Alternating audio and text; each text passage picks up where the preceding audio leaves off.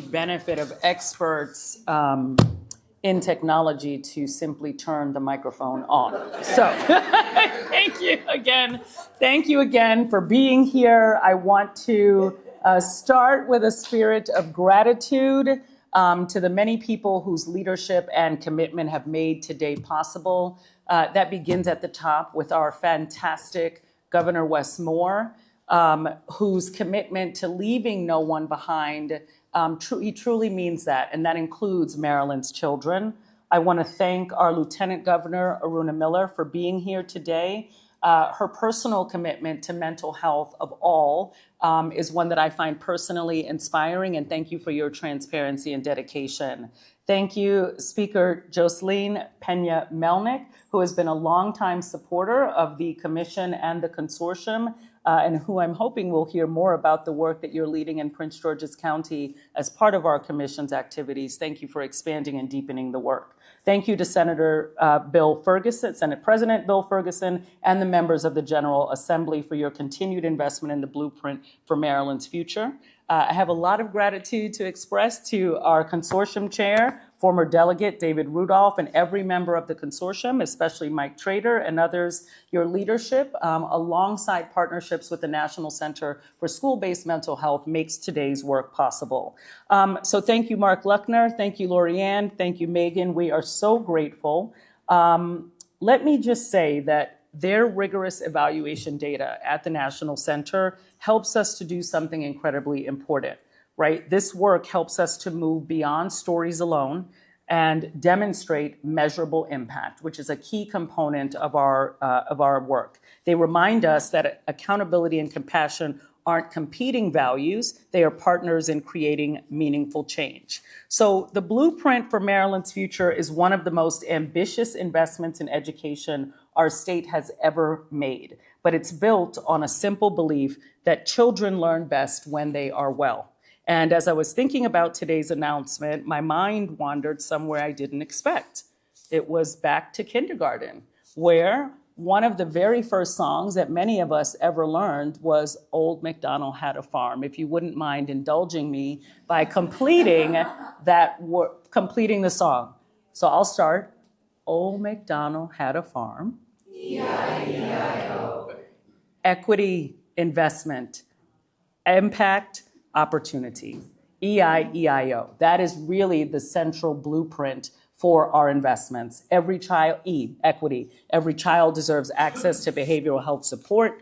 I, investment. Today's 96.3 million says that children's mental health is worth prioritizing, protecting, and funding.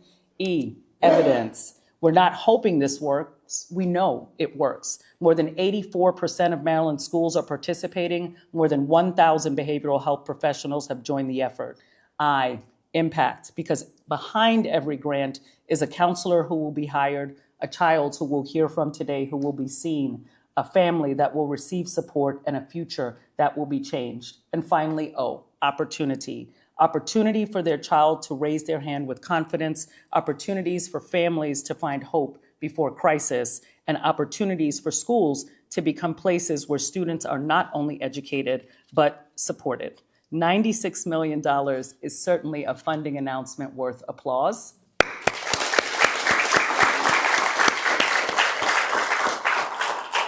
And more importantly, it's a declaration of what Maryland believes. So perhaps E-I-E-I-O deserves a new meaning, and that is the song that Maryland is singing today. Thank you.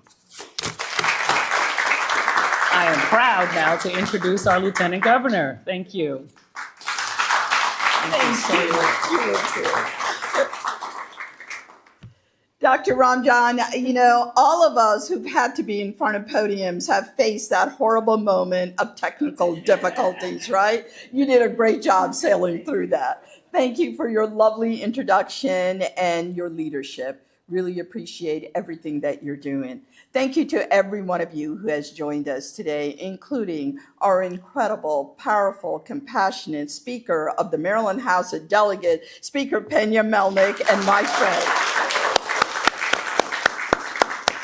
I'm not sure if Secretary Seishamani is here, but I'll tell you, she works tirelessly in the space of mental health. So want to give her a big shout out. And Senator Katie Fry Hester, thank you for your leadership and for being here as well. And Chair David Rudolph, thank you as well. And to everyone here, our educators, clinicians, community partners, and grantees, thank you for what you do each and every single day for Maryland's children. A shout out to my friend, Director Mark Luckner, and his team at Maryland Community Health Resources Committee. Now, I have to tell you, I've known Mark for many years, and his compassion isn't the loud kind. It's the one that follows through in the work he does when no one is watching for the people he may never meet. That's why this initiative, I believe, is in the right hands. So Mark, thank you. Thank you for your compassion and leadership and investing in the people of Maryland. Thank you. So I want to ask all of you, what does it take for a child to learn? We should think about great teachers, and yes, that's absolutely necessary. We need strong schools, updated textbooks. Those things matter. But here's what I've come to believe. A child cannot focus on algebra if they're overwhelmed by anxiety. They can't read and concentrate on that if they're carrying trauma. And they certainly can't reach their full potential if they're struggling in silence.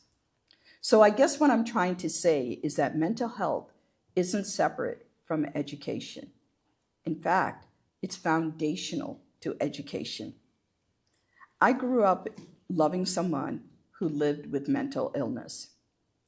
My father had bipolar disorder. He was charismatic, brilliant, and generous to a fault.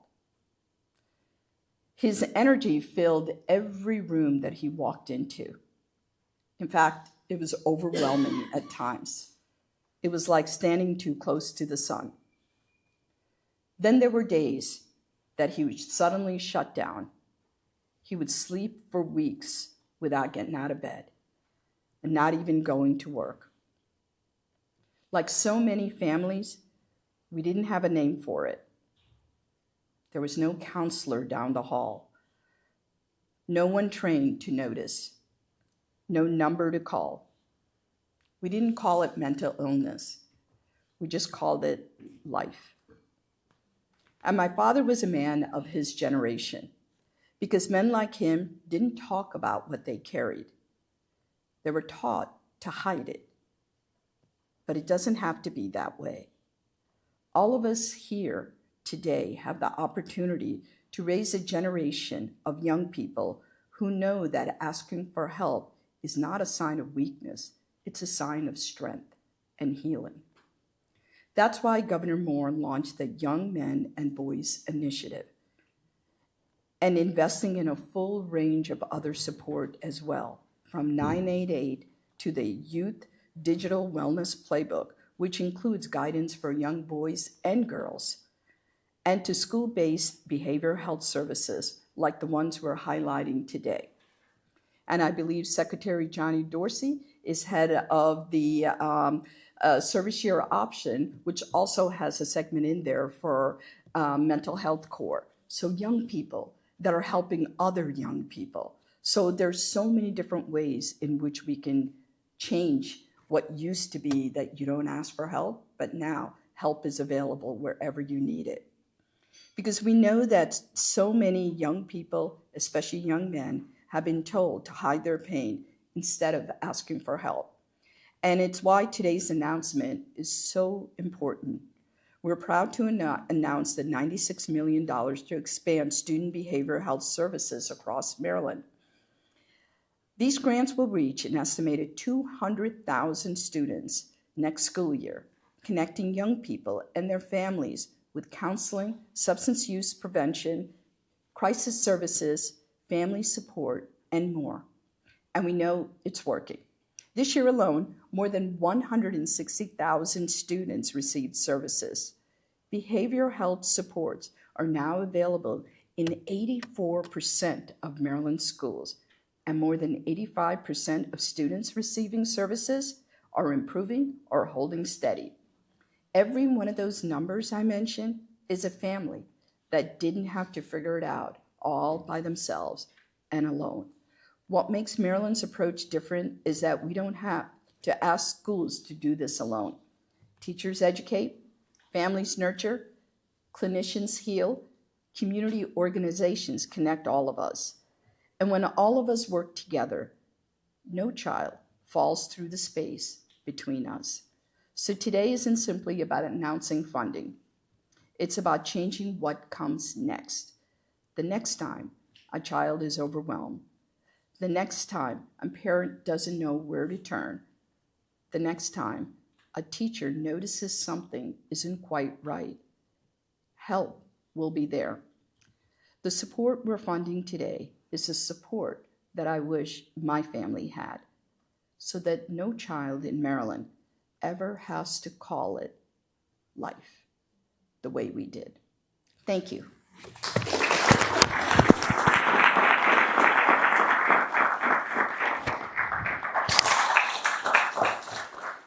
Do I introduce the next speaker? Okay, so you already heard what I said. The most powerful woman in the state of Maryland, but yet again, the most compassionate, my friend and your friend, Speaker Jocelyn Pena-Melnick.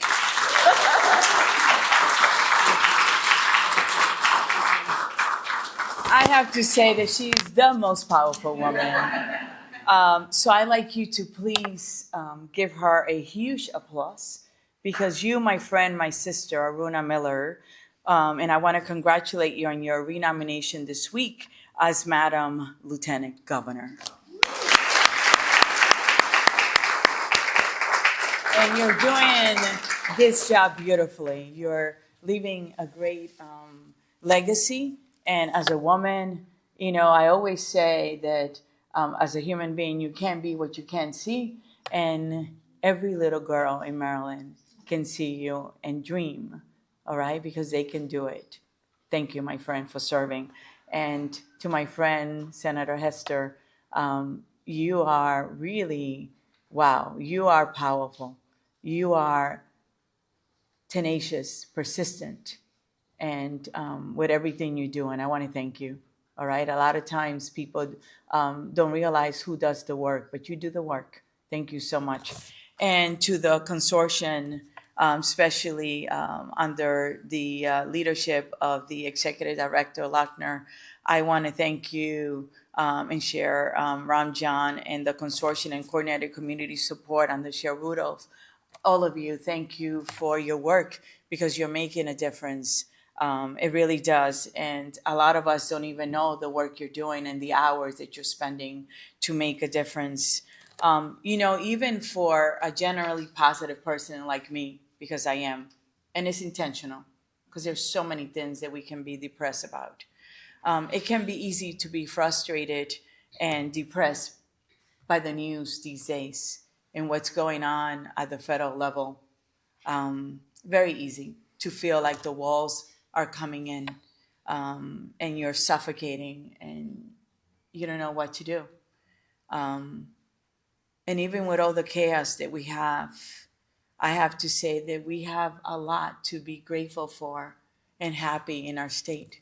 We live in our state where we do have freedom, where our rights are protected. And you can see that by all the legislation that we did this year, and how in this state we have empathy and we do care, and that is the truth.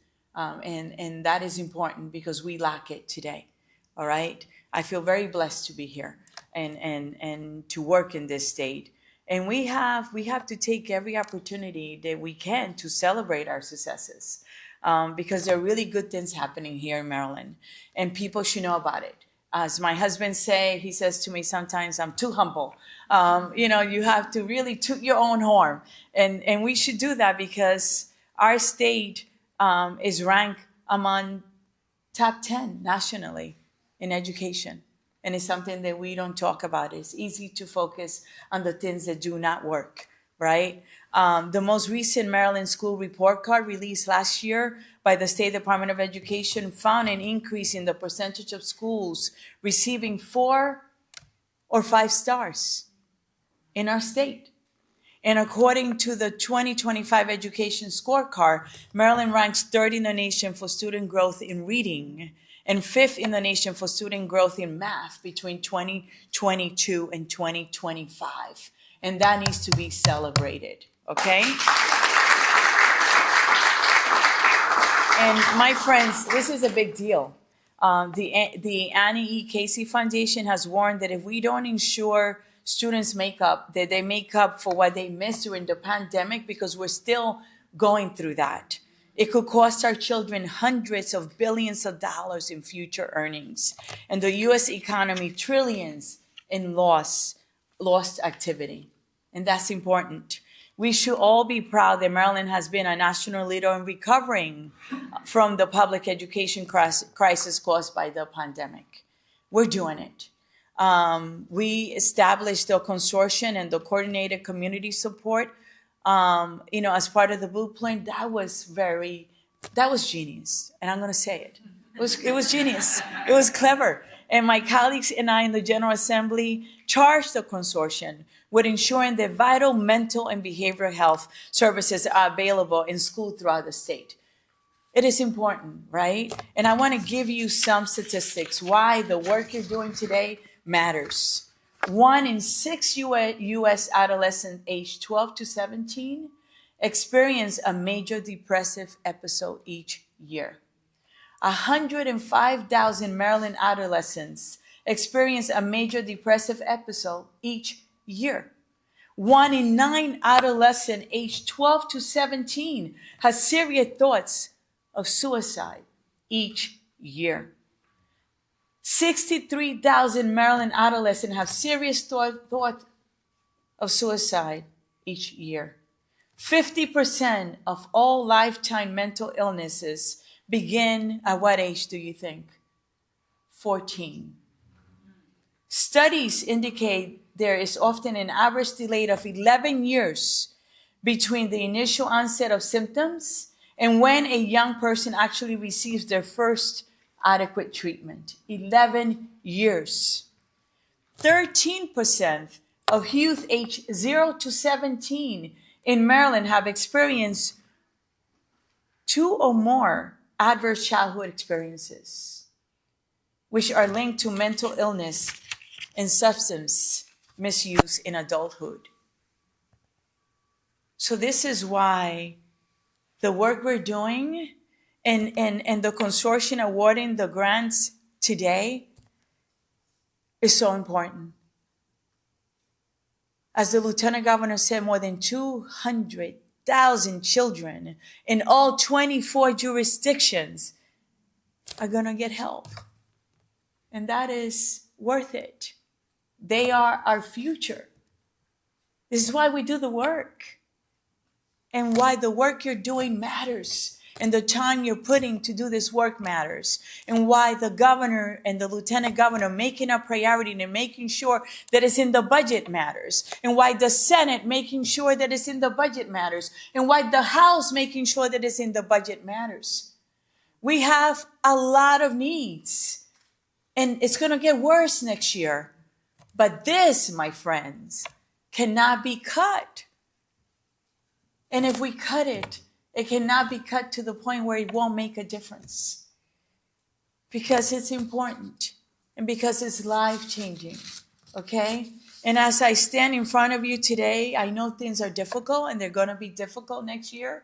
I promise that this is going to be a priority, okay? I promise that if I'm in the room, you're going to be present because it matters. And I can't thank you enough, because with everything that's happening in this world, we have to make mental health the number one priority, all right? We don't take it seriously. It's not like physical health, because we can mask it so easily. But it does make a difference, all right? So I want to thank you for allowing me to be here with you. I don't take it for granted. I want to thank every one of you who could have been somewhere else, but you're here right now and you make it a priority. I want to thank you for doing that. And I want to thank the consortium for caring and for giving it your absolute best, because you're changing lives. All right? You have a blessed day. Thank you so much. I think I introduced you. I want to introduce this woman who, I have to tell you, when she comes into, when I was the chair of the health committee and she came in, I knew that she had crossed her T's and dotted her I's. And I knew that, man, she's going to make me work, all right? And she cares about the issues that we all should make a priority. And I thank you for being a transformative leader, okay? Thank you. Well, and I want to thank the amazing Speaker of the House. I have learned so much from you, and she always calls back everyone. It might be 2 a.m, but you are the hardest working woman I know, and such a breath of, such fresh air and leadership. And to our amazing Lieutenant Governor, it's such a pleasure to be with you today. And although I'm shaking in the knees a little bit following such two powerful women, I wanted to start today by, first of all, apologizing.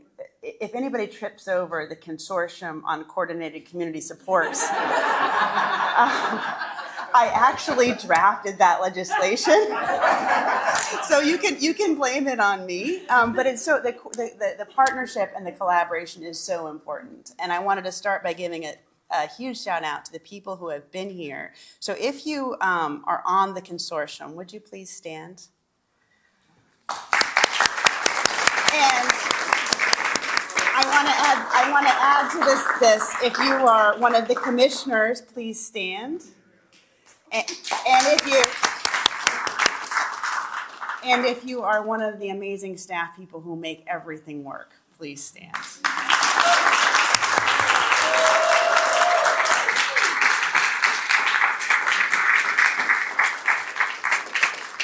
So as you can see from the number of people that just stood up, there's a lot of hard work that has been done to make all this possible.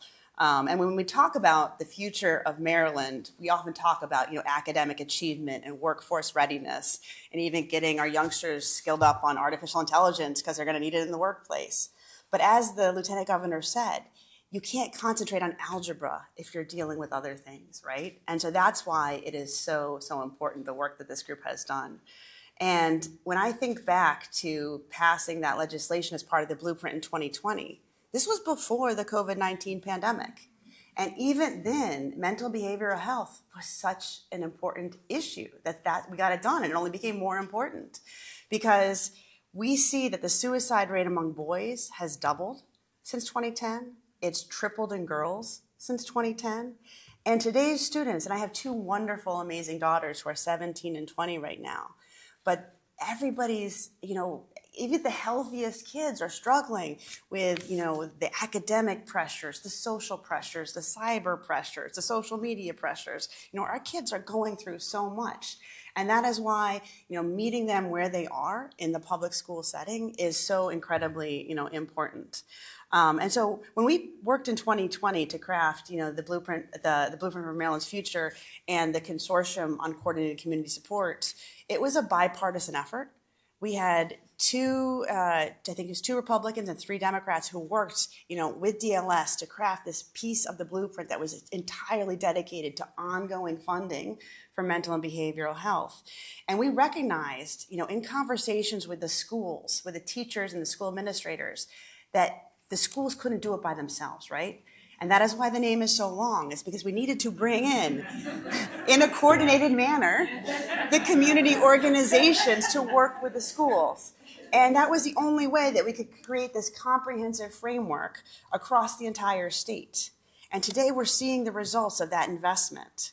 Last year, we were able to provide $96 million to serve more than 175,000 students across the state of Maryland.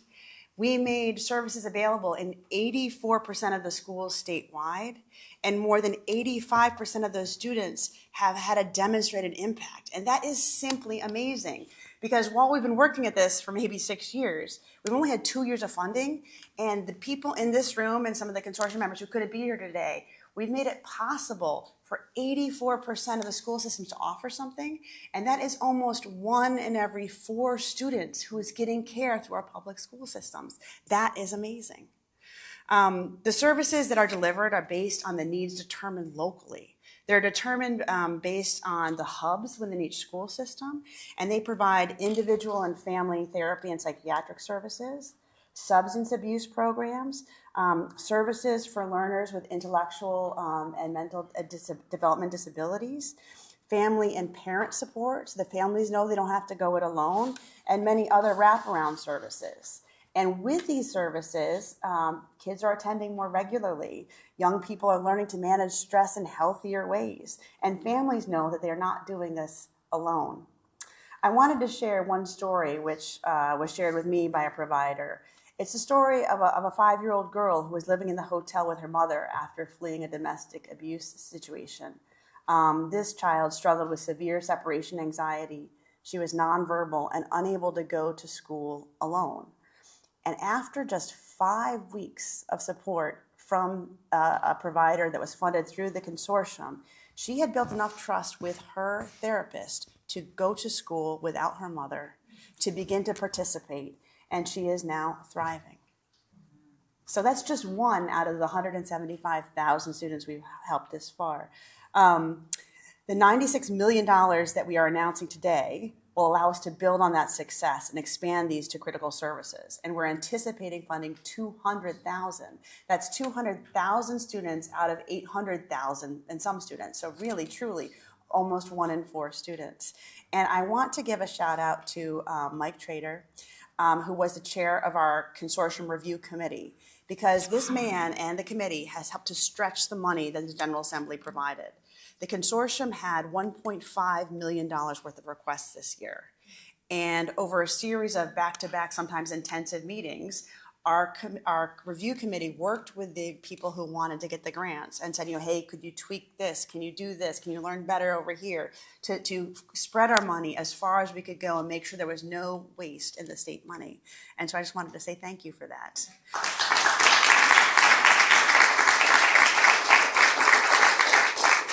I also wanted to say thank you to Larry Epp, who is chair of our Data and Evaluation Committee, because from the very beginning we knew we wanted to measure the outcomes. And we know now that 90% of the kids who get the services are thriving, and 90% in this field is amazing. And so the consortium and bringing the students and the community together, it is really, truly working. And we wouldn't have the data to back that up without Larry Epp and his team. In closing, I want to acknowledge that the mental health challenges that we face are real. And, the current situation of the federal government isn't making it any easier. We heard today about the cuts to Medicaid that we're going to face. But I know that because of the work that we're doing at the state level, we are going to help and maintain a help for these students to make meaningful progress in Maryland and build a stronger future for our entire state. Because the word is partnership in the title, I want to especially thank our school systems and the incredible providers. Are there any of those here today? Can you raise your hand? We have a few. Well, wonderful. Thank you all. You are on the front line of delivering to what our students need. I want to thank again the governor, the lieutenant governor, the Speaker of the House, the Senate President who could not be here today, for their full funding of the budget, which is so important, and I say that every year. I am persistent, and I will be there again saying it. And I want to turn it over to former delegate and now Chair David Rudolph, who has been an amazing captain of this sometimes unwieldy ship.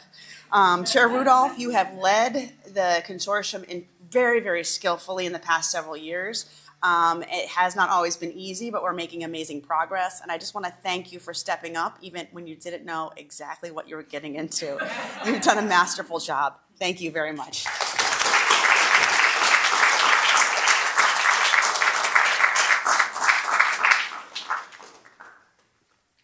The joy of going last or next to last is that everybody said everything.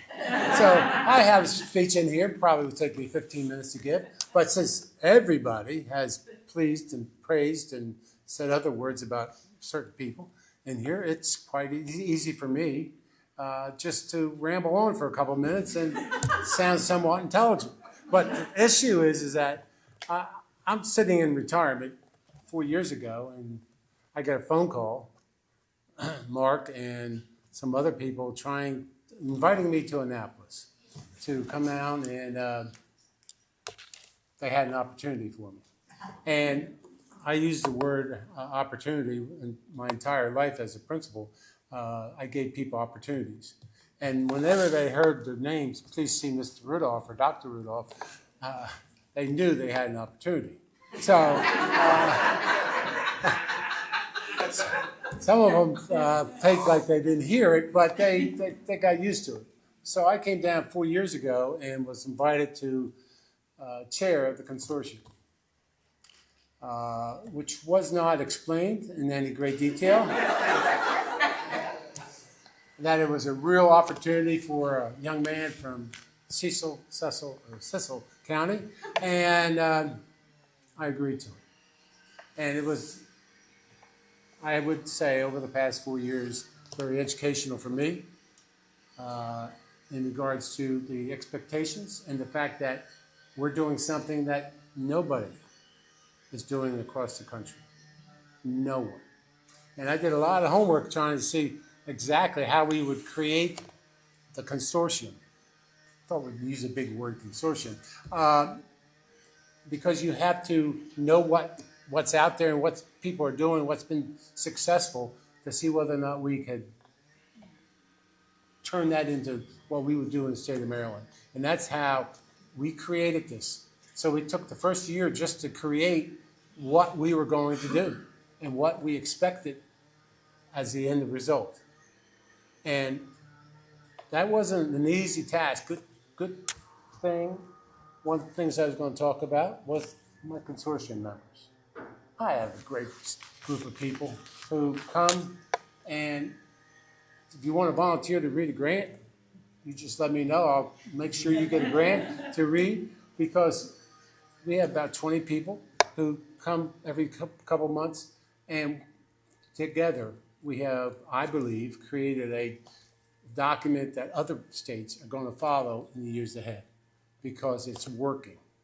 And I constantly push the question of making sure you can provide the data that people need to support something as large as this is. It is not a cheap endeavor, but it's a worthy endeavor. All right, so these consortium members come from throughout the state of Maryland, male and female, from people in the service and people outside, like me. I was a principal for 25 years.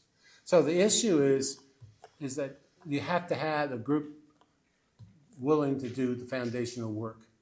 And that's the reason why the last couple of years we've awarded a lot of money to a lot of grantees that have done an excellent job. And I'm so proud that I have the opportunity to lead the group as a chair. The other group of people that we have that been mentioned before is the fact that I make a phone call or email or text to Mark or to Megan or Lorianne or any member of the staff, and it's answered. I'm telling you, you may say things about other agencies in the state of Maryland. You may say something about some people who don't work so hard. But I can guarantee you that as a principal, I would have hired them in a heartbeat. Every single one of them are dedicated and are responsive, and they understand at the end of the day, we're going to be the model for other states to follow, which I think is so important. When I was a principal, this avenue wasn't open unless you had money. And you were, as a kid, you were just told, tough it out. You can do it. Now we have an avenue that students can be successful with and have these issues resolved, which I am very, very pleased. And, you know, as I have the opportunity to continue to chair the consortium, yes, it is long, and you pay for that. It doesn't even fit on a card. You know, you have to write part of the word on the back. I mean, Jesus. But anyway, in closing, I do want to say that, you know, I have had the opportunity to work with Chair Ramjohn and Mark and the entire staff, and I'm very, very pleased that we have the money and the money given out to grantees to help our children, and that's so, so important. Now, I was given the opportunity to I would introduce the next person. And we discussed that it would look very important if I knew his name. And if you knew this gentleman's name, you wouldn't be able to say his name. So I'm just going, because of a relationship we developed just right here, Principal Leroy, right? And from Prince George's family, yeah. So I learned a lot because his last name, the kids don't call him that. They call him something. They don't call him that name. Just saying, you know, when I was principal, they would sing Rudolph the Red-Nosed Reindeer. But I don't know what gift you're getting every year. But come on up here, and I'd like to introduce to you Principal Leroy to make a comment.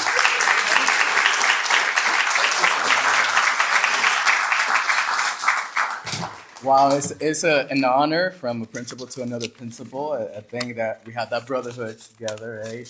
And yes, let me tell you a little bit. You know, I am Dr. Leroy Alicea Cavasa, and I always tell people Alice like Alice in Wonderland, and I have to spell my name. I'm from a Hispanic background, so Leroy is not a very Hispanic name, so I end up spelling it all the time, you know, Leroy. It's in me. And sometimes because my last name, Alicia, it's a name of mostly of a lady. Sometimes when I go to doctors, they say Miss Alicia, and they think Leroy is my last name, and I have, you know, not offended, but, you know, Leroy is my name, and Alicia is my last name. I also use Cabasa because I said I'm from a Hispanic background, and I wanted to say that Cabasa is from my mom's side, and I come from a very a strong lineage of women that have been in households supporting the family. And just, you know, outside of my speech today, I was calling my mom. We're here driving. And we were talking about mental health. Mental health. I do have two nephews that are 5 and 7 years old. And unfortunately, and this is real, their mom is struggling with mental health at this time, right? And it touched me personally, right? And I was telling my mom, you know what? Our kids, right, my nephews, we need to make sure that they have the support they need at this age, because we need to be proactive. We cannot wait till they are teenagers, because our teenagers right now are facing things that probably I didn't face, like social media or Facebook or Instagram or TikTok. I didn't have those challenges, right? It was not around. But still, bullying was a thing. But we didn't call it bullying. We thought, well, that's how life is, right? You're right.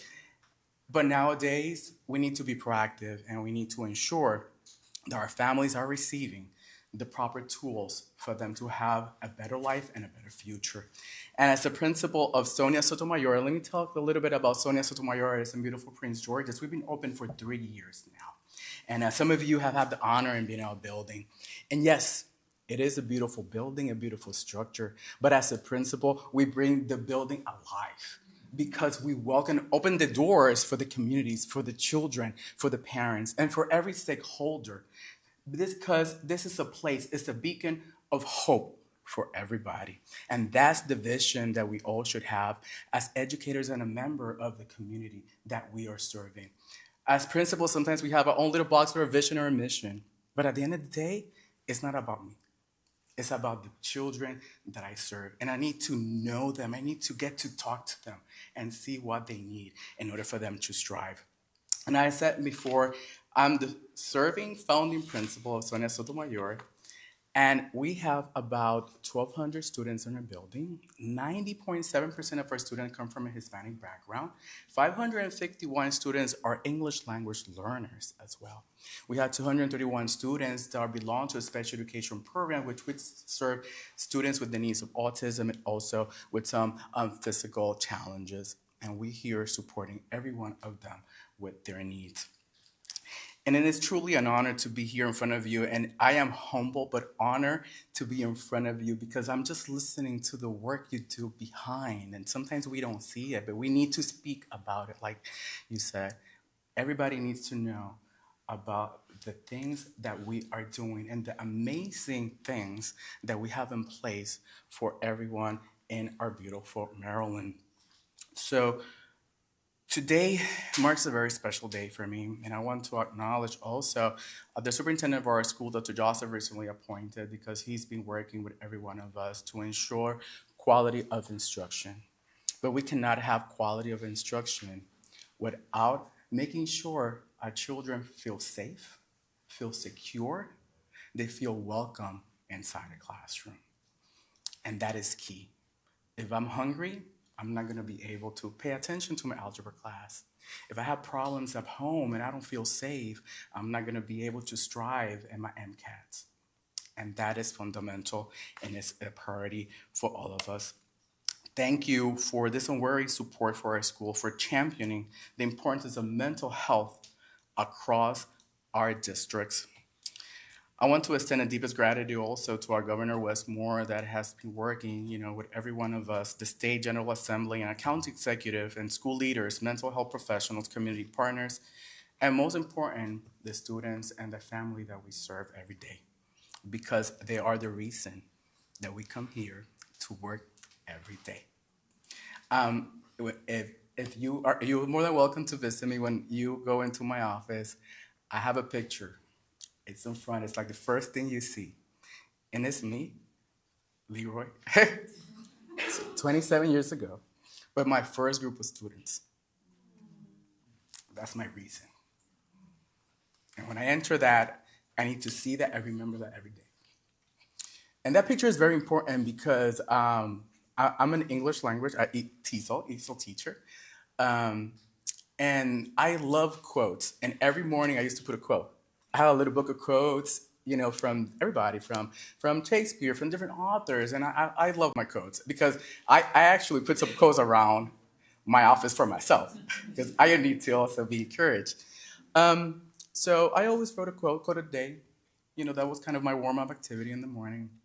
And that picture is important for me because a student came back after a year and gave me that picture. And it was like this day of the graduation. I was like, oh, this is a great picture, I love it. But you know what? He said something deeper. He said, thank you because you saved my life. I was like, what? I was just doing what every teacher does, right? Warm-up activities, quote, reading. He said, no, because you put a quote every day on the board. And I wrote that in my notebook. And that day, I was going to take my life. But I wrote that. And it made me move forward in life and continue. And that is the reason that we stand in front of our children, in front of our community every day. And if you visit my school, I'm going to show you that picture as the first thing I'm going to show you, because that's the why. And we need to remember the why and our north every day. Your presence here today represents a shared commitment to ensuring that every child has the opportunity not only to learn and to grow, but to truly thrive emotionally, mentally, and academically. In our school community, we believe that true health is holistic. It's encompassed with the physical, intellectual, emotional, and mental well-being of every student. In a time when our communities face significant challenges, from social pressure and family hardship to the pain of loss, our mission remains clear: to provide our children with the care, support, and opportunities they need to build a better life and a brighter future. Last year, the initial grant successfully helped more than 25,000 students access crucial counseling, mentoring, mobile crisis intervention, and family support systems. This year, we're looking forward to expand that funding to support communities, partner organizations to scale those services even further, to meet more than 30,000 students, and that is part of that goal. This mental health services grant represents more than just funding. It represents hope, healing, and the power of collective action. Together, we are building a foundation to prioritize wellness, compassion, and my favorite word, resilience. The ultimate key to success for our youth and our entire community. Already, our programs are showing outstanding results in serving our students and families, significantly improving behavioral health outcomes. Furthermore, our families have expressed immense satisfaction with these services. Because of this, we know the future looks bright as we continue helping our students heal, grow, and reach their goal of success. I want to thank you for your advocacy, believe in the power of education and mental working hand in hand. And I'm just going to finish with this. It's a poem, it's a long poem. And hopefully after the summer, if you visit my school, there will be on the learning stairs. I have some learning stairs in the main atrium. And because I want everybody to see it and read it every day. Sometimes we need to see things every day, right? To repeat ourselves that motto, that quota, or mantra, right? That we need. But for me, as a teacher, I always had it on the wall. And it said, believe in yourself, no matter what you choose. Keep a winning attitude, and you will never lose. Thank you so much, and give yourself an applause for this.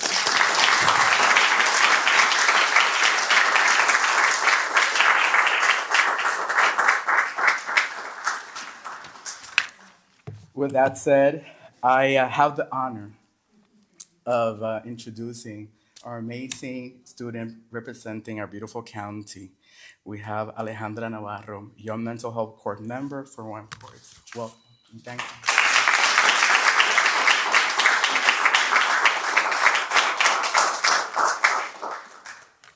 Good morning, everyone.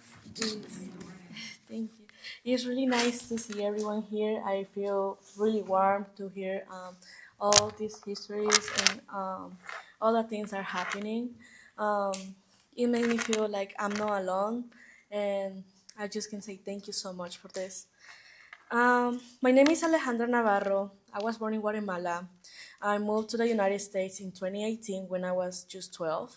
I graduated in June 2025 from International High School Largo. Since then, I joined the Maryland Youth Mental Health Service Corps as a near-peer community youth wellness worker at Vine Course, my all-youth program, including with 2 to 3 days a week in my old high school. I'm here today to talk about my mental health journey. It might help others. Over the years, I have learned a lot and grow through my experience. Thankfully, my mental health has improved. I feel better, and I feel really motivated to live. And I can handle life ups and downs, but it has not been easy. I spent my first 3 months in the USA in a shelter for immigrants. Everything was new, including the language. One time I was playing with some of my new friends, and one boy grabbed my butt. I pushed him, and the teacher saw me, but I couldn't explain what was happening because English wasn't my first language. The boys could explain what was happening, but they gave their version, but I couldn't explain. And the friends I asked were too scared to help me or maybe embarrassed to translate. The teacher got mad, and I was forced to apologize. I did what I was told, but later got one of the shelters one shelter's computers to use Google Translate, and it actually worked. The teacher apologized to me, and the boy, of course, got in trouble. But the lesson I learned is that I only rely on myself. I was alone. Being an immigrant kid at my age was really difficult. It was really a nightmare. 7th and 9th grade were no better. Quarantine and COVID were my only friends. I had no contact, just staying in bed all the time, no communications, no friends, just schoolwork. And of course, my constant companion, depression. I was sad, mad, alone, feeling betrayed that no one seemed to notice me and how I was hurt, to the point that I attempted to end my life. 7 a.m. I'm sorry. I finally went back to school in ninth grade, which helped, and I was talking finally with people, at least, but my grades were bad, and I didn't care at all. And that's how I met Bancor. The school called my mom about this program, and I decided to try it. I like it, and I improved my grades a lot. I also improved my English and my confidence. Then Bankers invited me to their summer program, which took me way outside of my comfort zone. I went camping for the first time to the mountains. It was the best. My mom was scared at first, but I loved being out in nature and around of people. It was exciting and helped me to improve so many skills. For example, communication, teamwork, problem solving, time management, and leadership. I also learned to cook, which I really love, and I enjoy challenge. And I really did enjoy the challenge of cooking for a big group of campers. Um, I also love talking to people from a wide range of backgrounds about their culture, about their religion, about their food, and of course, about their histories and their lives. At Vine course, I started to learn about mental health and what really helps. Things like being open-minded, being physically and socially active, being a part of a caring community, being real with each other, and of course, helping my community. Reflection and gratitude, and how small things can make big difference. Most important, bankers taught me how much we all need a safe place where we can be ourselves without judging, and lots of love. Something really important for a kid. 10th grade brought more hard changes, and I had to move to Boston. Soon, feelings of isolation and betrayal came back, like I lost everything again. I fell into a severe depression again and needed to stay in a psychiatric hospital for 2 weeks. I did get help, but it wasn't enough. And my mom decided it was time to come back to Maryland. My banker family was right there to be my home again, which is just what I actually needed. They helped me through a lot when I really needed and opened a lot of doors. They got out of their way to make things possible for kids. That first summer, I thought I couldn't join because I didn't have transportation. But they picked me and many other kids up and got us all home safe. All summer long, I learned and gained so much over the last 2 years of high school. More camping, including on the beach with white horses, something that I really did love a lot, and, and other outdoor adventures like whitewater rafting, my favorite one, contributing to the community, something that I really love too, such as food, as a food dis- I'm sorry, such as food distribution with churches, caring for little kids at peace camps, making the suicide prevention video with PGCPS, and serving as a banker's peer leader. Banker also helped me focus on my future and set goals. This year, as a youth mental health service corps member at Bankers, my experience inspired me to explore youth development and mental health as a possible career. I used to be the kid getting study checkups. Now, kids confide in me about their challenge and I give them the checkup. I used to be a peer leader in the program. Now, I am training the peer leaders as a staff member. I now offer connections and support to every student I met. Bankers believe in me, help me learn to never give up even when it's hard, and keep following my dreams. My 12 years old self will never believe that I'm here giving this speech to you guys.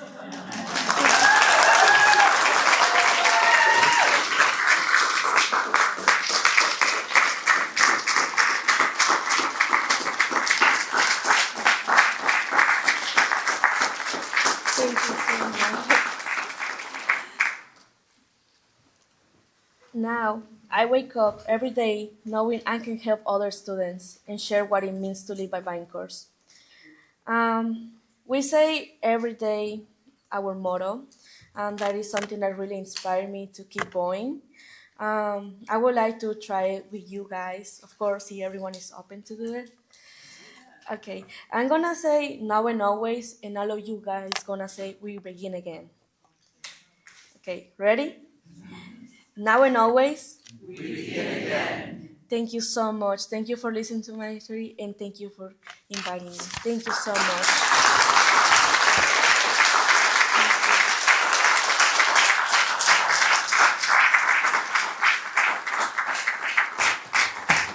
Amazing, huh? Amazing. I'm Mark Luckner, Executive Director of the Community Health Resource Commission. I used to work in the General Assembly for a while, got to know then delegate. And for a long time, I thought I had the best job in all of state government, being the Chief of Staff for the Health and Government Relations Committee. It's wonderful.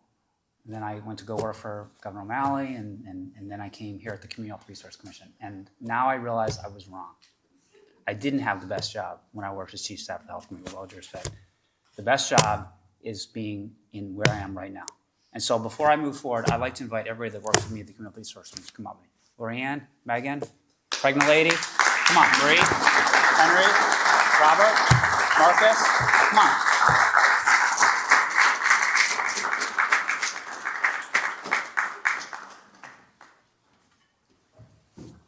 Yeah. Oh, don't be over there, come on, get right. Yeah, let the pregnant lady come on. So I want everybody to see the hardest working staff in Maryland state government. Right?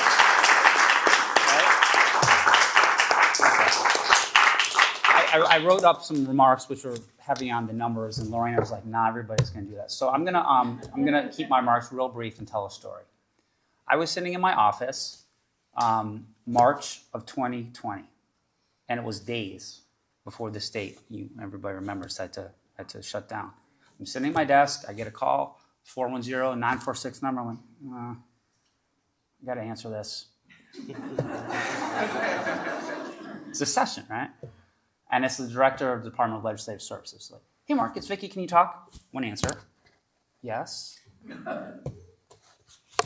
So she proceeds to tell me that the Senate Budget and Taxation is voting to amend House Bill 1300, the blueprint, and there's this new consortium on coordinating. And at this point, I'm kind of like, okay. And I'm sending you over a 10-page amendment.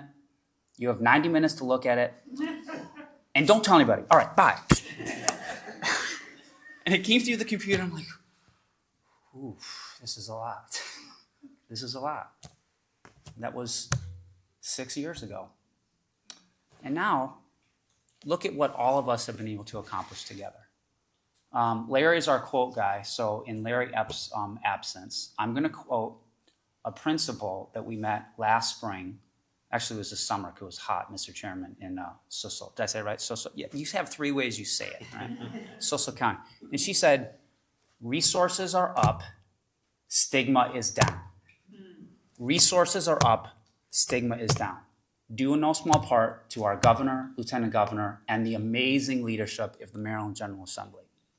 Thank you for giving this wonderful opportunity. We are humbled, grateful, and proud.